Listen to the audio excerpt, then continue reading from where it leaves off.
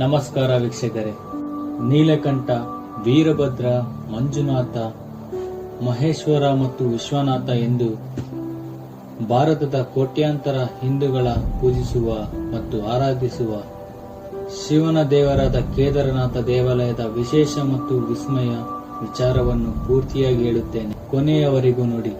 ಹಿಮಾಲಯದ ಪರ್ವತದ ಮಂದಕ್ಕಿ ನದಿಯ ದಂಡೆ ಮೇಲಿರುವ ಈ ಕೇದಾರನಾಥ ದೇವಾಲಯವು ಬಹು ಶಿವಭಕ್ತರ ಒಂದು ಪುಣ್ಯ ಕ್ಷೇತ್ರವಾಗಿದೆ.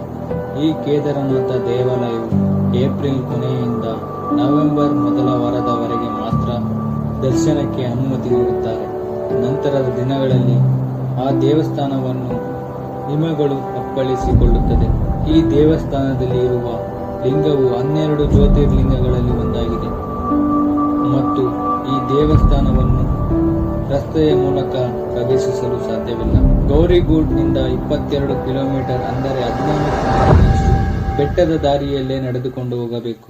ವಿಶೇಷವಾಗಿ ಈ ದೇವಾಲಯವು ಪಾಂಡವರು ತಪಸ್ಸು ಮಾಡುವ ಮೂಲಕ ಶಿವನನ್ನು ಮೆಚ್ಚಿಸಬೇಕೆಂದು ಕೇದಾರನಾಥ ದೇವಾಲಯದಲ್ಲಿ ಶಿವನನ್ನು ಪಡೆದಿದ್ದಾರೆ ಎಂದು ನಂಬಲಾಗಿದೆ. 2013ರಲ್ಲಿ ಹಠಾತ್ ಪ್ರವಾಹದ ಸಮಯದಲ್ಲಿ ಕೇದಾರನಾಥವು ಹೆಚ್ಚು ಹಾನಿಯಾಗಿತ್ತು.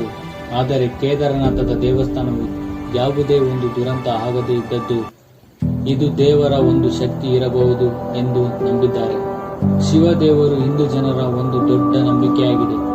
ಇದು ಕೆಲವರ ಪ್ರಕಾರ ದಂತಕಥೆಯಾಗಿರಬಹುದು, ಇನ್ನು ಕೆಲವರ ಪ್ರಕಾರ ನಂಬಿಕೆಯೇ ಆಗಿರಬಹುದು. ನಾನು ಒಬ್ಬ ಶಿವಭಕ್ತನಾಗಿ ಈ ವಿಷಯದ ಮೇಲೆ ಒಂದು ದೊಡ್ಡ ನಂಬಿಕೆ ಇದೆ. ನೀವು ಒಂದು ಶಿವಭಕ್ತರಾಗಿದ್ದರೆ ಕಮೆಂಟ್ನಲ್ಲಿ ತಿಳಿಸಿ.